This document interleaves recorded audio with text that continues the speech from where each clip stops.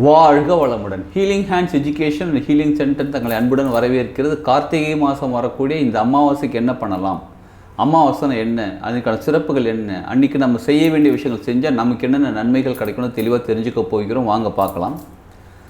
அமாவாசைனாலே நார்மலாகவே எப்பயுமே அமாவாசைனாலே நமது முன்னோர்கள் நம்ம இருக்கக்கூடிய இடத்துக்கு நம்ம பிளேனுக்கு வரக்கூடியது. அதாவது பிளேன் அப்படின்னா ஒரு பகுதியை பார்ட்டாக பிரிக்கிறாங்க. நம்ம இருக்கிறது இந்த பிளேன் வந்து பூமின்னு பேர் வச்சுருக்கோம். அந்த மாதிரி நம்மளை விட்டு இந்த ஃபிசிக்கல் பாடியை இங்கே விட்டுட்டு நம்ம முன்னோர்கள் வெளியில் போயிருக்காங்க பாருங்கள். அவங்க வேற ஒரு பிளேன், அவங்களோட உலகத்தில் வாழ்ந்துக்கிட்டு இருப்பாங்க. அவங்க அந்த உலகத்திலிருந்து அவங்களோட உறவுகளான நம்மளை பார்க்குறதுக்கு அவங்க இந்த இடத்துக்கு நம்ம வாழக்கூடிய பூமிக்கு வரக்கூடிய நாள் தான் அமாவாசை. அப்போ அமாவாசை அன்றைக்கி நார்மலாகவே முன்னோர்களுக்கு திதி கொடுப்பாங்க.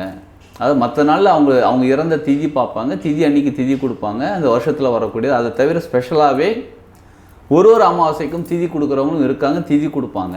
ஏன்னா கான்செப்ட் என்னென்னா அவங்க நம்ம இருக்கக்கூடிய இடத்துக்கு வந்திருக்காங்க. அப்போ அவங்களுக்கு நம்ம தேவையானது கொடுக்கலாம். இப்போ இதில் கேள்வி நமக்கு என்ன தெரியுங்களா, இப்போ எங்கள் அப்பா அம்மா இருக்காங்க, அதுக்கப்புறம் எங்கள் தாத்தா பாட்டிக்கு நான் திதி கொடுக்கலாமா? அதாவது அவங்க இருக்காங்க, எங்கள் நார்மலாக வந்து நம்மளோட அப்பா அம்மா அவங்க இல்லைனா மட்டும்தான் அவங்க திதி கொடுக்கலாம் சொல்கிறாங்க. இப்போ எங்கள் தாத்தா பாட்டிக்கு நான் திதி கொடுக்கணும், எங்கள் அப்பா அது கொடுக்க மாட்டேன்றாரு, எங்கள் அப்பா கொடுக்குறாங்க, நானும் கொடுக்கலாமா அப்படின்னு கேள்வி இருந்தால், நீங்கள் திதி கொடுக்கலான்ற உங்கள் ரிச்சுவல்ஸ் என்னவோ நீங்கள் ஃபாலோ பண்ணிக்கோங்க, மனசார ப்ரே பண்ணிக்கோங்க உங்கள் முன்னோர்களை. உங்கள் வீட்டிலையே நீங்கள் என்ன பண்ணுங்கள், நீங்கள் அதுக்காக கோயில் போகணும், அங்கே போகணும், இங்கே போகணும்லாம் எதுவும் கிடையாதுங்க. நீங்கள் வீட்டிலையே உங்கள் முன்னோர்களை மனசார நினச்சிக்கிட்டு வாழை இலை போட்டு உங்களால் என்ன முடியுமோ சமையல் செய்ய முடியாது சமையல் செஞ்சு வைங்க. இல்லையா பழங்கள் எதாவது வாங்கி வச்சு நீங்கள் எது வைக்கிறீங்கன்றது ரொம்ப முக்கியம்னா, அதை விட ரொம்ப முக்கியமானது மனசார உங்கள் முன்னோர்களை கூப்பிடுங்க. எங்கள் அப்பா அம்மா இருக்காங்க, இருக்கட்டும் பரவாயில்ல, உங்கள் முன்னோர்களை கூப்பிடுங்க. இப்போ இதில் சில முன்னோர்கள் அடுத்த பிறவி எடுத்து போயிருக்கலாம், சில முன்னோர்கள் அடுத்த பிறவி எடுக்காமல் கூட இருக்கலாம். இருந்தாலும் பரவாயில்ல, நீங்கள் முன்னோர்களே வாங்கன்னு சொல்லும்போது உங்கள் அப்பாவுடைய அப்பா இருக்காங்கள்ல அவங்க அம்மா, அதாவது உங்கள் அப்பாவோடைய அப்பா அம்மா, உங்கள் அப்பாவோட அப்பாவோட அப்பா அம்மா, உங்கள் அப்பாவோட அம்மாவோட அப்பா அம்மா, இந்த மாதிரி 7 பிறவிகள் இருக்காங்க பாருங்கள். அப்படியே கிளைகளாக போது பாருங்கள். அவ்வளோ முன்னோர்களும் யாரெல்லாம் அந்த பிளேனில் இருக்காங்களோ அவங்களோட உலகத்தில் இருக்காங்களோ அவ்வளோ பேரும் வந்துடுவாங்க. நார்மலாகவே அமாவாசை அன்றைக்கி வருவாங்க. அதுவும் இந்த மாதம் கார்த்திகை மாதம் இப்போ வர அமாவாசை சனிக்கிழமை வருது. சனிக்கிழமைனாலே நார்மலாக முன்னோர்களுக்கு உகந்தது, அமாவாசை உகந்தது. அதாவது முன்னோர்களுக்கு அமாவாசை ரொம்ப உகந்தது, சனிக்கிழமை உகந்தது. கார்த்திகை மாதம் ரொம்ப சிறப்பானது. இவ்வளவும் சேர்ந்து வர இந்த அமாவாசை அன்னைக்கு நீங்கள் மனசார ப்ரே பண்ணிக்கோங்க. சப்போஸ் உங்களுக்கு அப்பா அம்மா இல்லை, நான் திதி கொடுக்க கோயில் போகிறேன், தாராளமாக கோயில் போங்க. நீங்கள் ஐயர் வச்சு பண்ணுறீங்களா, யார் வேணாலும் வச்சு என்ன வேணாலும் பண்ணுங்கள்.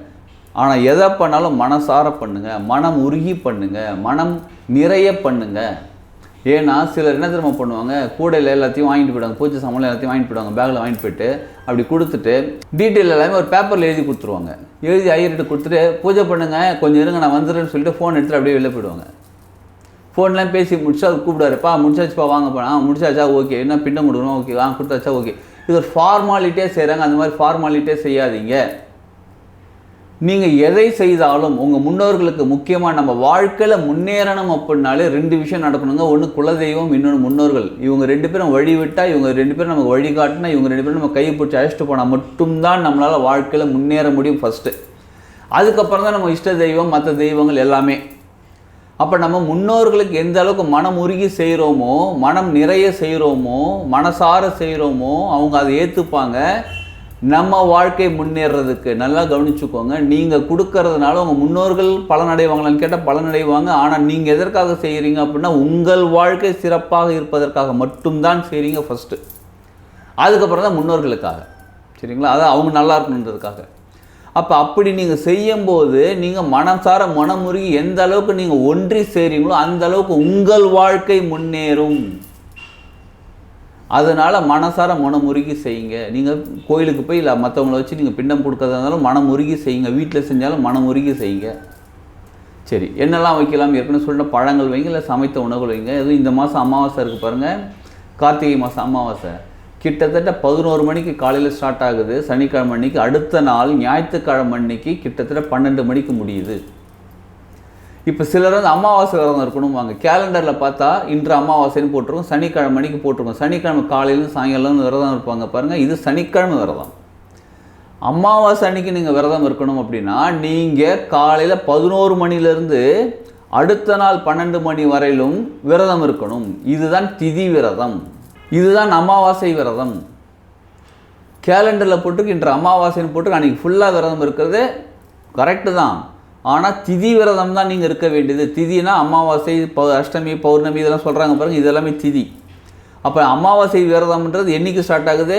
இந்த மாதம் 11 மணிக்கு காலையில் சனிக்கிழமை ஸ்டார்ட் ஆகி அடுத்த நாள் 12 மணிக்கு முடியுது. அதுவரை நீங்கள் விரதம் இருந்தால்தான் திதி விரதம், அதுதான் முழுமையான விரதம். விரதம் இருந்து நீங்கள் முன்னோர்களுக்கு கொடுக்குறீங்களா, ரொம்ப நல்லது. இன்னொன்று, எந்த விரதம் இருக்கும்போது இல்லை நார்மலாகவே அமாவாசை அன்னைக்கு கிரகங்களோட நிலைகள் வேறு மாதிரி இருக்கும். அதனால் நமக்கு டைஜஷன் சரியாக நடக்காது. முடிஞ்சளவு எல்லாருமே விரதம் இருங்க. அட்லீஸ்ட் ஒரு வேளையாவது சாப்பிடாமல் இருங்க. பழ உணவுகள் நிறைய எடுத்துக்கோங்க, தண்ணி கொஞ்சம் குடிங்க. இந்த மாதிரி விரதம் இருக்கும்போது உங்கள் உடம்பு நல்லா இருக்கும், உங்கள் உடம்பு ஆரோக்கியமாக இருக்கும். நார்மலாக சனிக்கிழமை மணிக்கு எண்ணெய் தேய்ச்சி குளிக்கலாம், இன்றைக்கி எண்ணெய் தேய்ச்சி குளிக்கலாம்னு கேட்டால் வேண்டாம். கிரகங்களோட நிலைகள் 11 மணிக்கு தானே அமாவாசை ஸ்டார்ட் ஆகுது, இருந்தாலும் வேண்டாம். சனிக்கிழமை எண்ணெய் தேய்ச்சி குளிக்கிறது நல்லது. ஆனால் அமாவாசை, பௌர்ணமி இந்த நாள் நீங்கள் பிறந்த கிழமைகளில் நீங்கள் எண்ணெய் தேய்ச்சி குளிக்கக்கூடாது. மாத பிறப்பு, வருட பிறப்புக்கு எண்ணெய் தேய்ச்சி குளிக்கக்கூடாது. அதில் இந்த தடவை வரக்கூடிய சனிக்கிழமை அன்றைக்கி வரக்கூடிய அமாவாசை குளிக்காதீங்க. அதாவது எண்ணெய் தேய்ச்சி குளிக்காதீங்க, நார்மலாக குளிச்சுக்கோங்க. சரி, இப்போ வேறு என்னெல்லாம் பண்ணலாம் அமாவாசை அன்னைக்கு? நார்மலாக அமாவாசை அன்றைக்கி என்ன பண்ணுவாங்க அப்படின்னா, அகத்திக்கீரை மாட்டுக்கு கொடுப்பாங்க, வாழைப்பழம் மாட்டுக்கு ஊட்டி விடுவாங்க. தன்னோட கையால் கொடுத்தா தன்னோட முன்னோர்களுக்கு போய் சேர்றதா ஐதீகம், அதனால் கொடுப்பாங்க. இது நல்லது தான். நீங்கள் யோசிச்சு பாருங்கள், ஒரு 10 மாடு இருக்குது, ஒரு 100 பேர் வராங்க, எல்லாருமே அகத்திக்கீரை கொடுக்குறாங்க, எல்லாருமே வாழைப்பழம் கொடுக்குறாங்க. அந்த மாட்டுக்கும் பசின்றது ஃபுல்லாகிட்டு வயிறு ஃபுல்லாகி போதுன்னு தானே சொல்லும். சரி, அப்போ என்ன பண்ணலாம்? அகத்திக்கீரை கொடுத்தா நல்லது தானே, நல்லது தான். ஆனால் மாட்டுக்கு நல்லதா? மாட்டுக்கு நல்லது இல்லை. இப்போ என்ன பண்ணலாம்னு கேட்டால், மாடு சாப்பிடக்கூடிய புண்ணாக்கு இருக்குது பாருங்கள், புண்ணாக்கு வாங்கி அந்த மாடெல்லாம் யார் பாதுகாக்கிறோம் அவங்ககிட்ட கொடுங்க. சிலர் கோசாலைக்கு போய் கொடுப்பாங்க, கோசாலைக்கு நீங்கள் கொடுத்துருங்க. நீங்கள் தானம் கொடுக்கணும், சரிங்களா? இப்போ காலையில் சீக்கிரம் எழுந்திரிச்சு போய் அகத்திக்கீரை கொடுத்துட்டா ஓகே. இல்லை நீங்கள் பொறுமையாக போகிறீங்க, மாடி ஏற்கனவே அகத்திக்கீரை நிறைய சாப்பிட்டுட்டு கீழே போட்டு வச்சுருக்கு, சிலருக்கு மனசு வேறு வருத்தமாக இருக்கும். நான் கொடுத்த அகத்திக்கீரைன்னு மாடு சாப்பிடாமல் இருக்குப்பா, என் முன்னோர்கள் அப்போ என் மேலே கோச்சிக்கிட்டே இருக்காங்கப்பா, என் நான் கொடுக்குறதுக்கு அகத்திக்கீரை எடுத்து சாப்பிடல பண்ணிட்டு மன வருத்தம் வரும் பாருங்க. அந்த மாதிரி மன வருத்தம் படாதீங்க. ஏன்னா ஒரு மாடுங்கிறது இப்போ இருக்கக்கூடிய ஃபிசிக்கலாக இருக்கக்கூடிய ஒரு உயிரினம் தான், அது எவ்வளோ தான் சாப்பிடும். அப்போ புண்ணாக்கு வாங்கி கொடுங்க. மாட்டு வைக்கோல் சாப்பிடுதா, வைக்கோல் வாங்கி கொடுங்க. இப்போ நீங்கள் கொடுக்கும்போது இவங்க இந்த வைக்கோலியார் புண்ணாக்கு 2 நாள் 3 நாள் வச்சிருந்து கூட கொடுப்பாங்க. அப்போ நீங்கள் கொடுத்த தானம் மாட்டுக்கு போய் சேர்ந்து விடுகிறது. சரி, அப்புறம் வேறு என்னங்க பண்ணலாம்? உங்களால் முடிஞ்ச அளவு ஏழைகளுக்கு, உண்மையாகவே ஏழையாக இருக்கிறாங்க பாருங்கள், உண்மையாக அடுத்த வேளை சாப்பாட்டுக்கு வழி இல்லாமல் இருக்காங்க பாருங்கள், அவங்களுக்கு அன்னதானம் கொடுங்க. ஒரு வயசான தாத்தாவோ பாட்டியோ வராங்க, ரோட்டில் நடந்து போயிட்டு இருக்காங்க, அவங்ககிட்ட கேளுங்க. ரொம்ப ரொம்ப ஏழ்மையான நிலையில் இருக்காங்க, அவங்க பிச்சை கூட எடுக்க முடியாத நிலையில் இருக்காங்க, அவங்ககிட்ட போய் நீங்கள் அன்னதானம் வாங்கி கொடுங்க. இன்னொன்று, செருப்பு தானம் பண்ணுறது ரொம்ப ரொம்ப சிறப்பானது. அதுவும் இந்த அமாவாசைக்கு செருப்பு தானம் பண்ணுங்கள். யாராவது செருப்பு இல்லாமல் இருக்காங்க, இப்போ 100 நாள் வேலை திட்டத்தில் நிறைய பேர் வேலை செஞ்சிட்ருக்காங்க, நிறைய பேர் செருப்பு இல்லாமல் செஞ்சிட்ருக்காங்க. அந்த செருப்பு இல்லாதவங்களுக்கு அவங்களுக்கு செருப்பு வாங்கி கொடுங்க. நீங்கள் ரொம்ப ஸ்பெஷலாக அவ்வளோலாம் காஸ்ட்லியாக கூட உங்களால் என்ன முடியுமோ செருப்பு வாங்கி கொடுங்க. அன்னதானம் கொடுங்க. அதுவும் சனிக்கிழமை அன்னைக்கு டார்க் ப்ளூ கலரில் வஸ்திரதானம் கொடுங்க, ரொம்ப சிறப்பானது. அமாவாசை அன்னைக்கு யாருக்காவது ரொம்ப கிழிஞ்ச ட்ரெஸ் போட்டிருக்காங்க, அவங்களுக்கு ட்ரெஸ்ஸே இல்லைன்னும் போது அவங்களுக்கு வஸ்திரதானம் கொடுங்க. இதெல்லாம் கொடுக்கும்போது யாருக்கு திரும்ப நல்லது நடக்கும்? உங்களுக்கு தான் நல்லது நடக்கும். உங்கள் வாழ்க்கை சிறப்பாக மாறும். நம்ம வாழ்க்கை சிறப்பாக மாறணும்னா நம்ம செய்ய வேண்டிய விஷயங்கள் சிறப்பாக இருக்க வேண்டும். நம்ம எல்லாரும் மாதிரியும் சாதாரண விஷயங்கள் செஞ்சுட்டு இருந்தோம், நம்ம வாழ்க்கை சாதாரணமாகத்தான் இருக்கும்.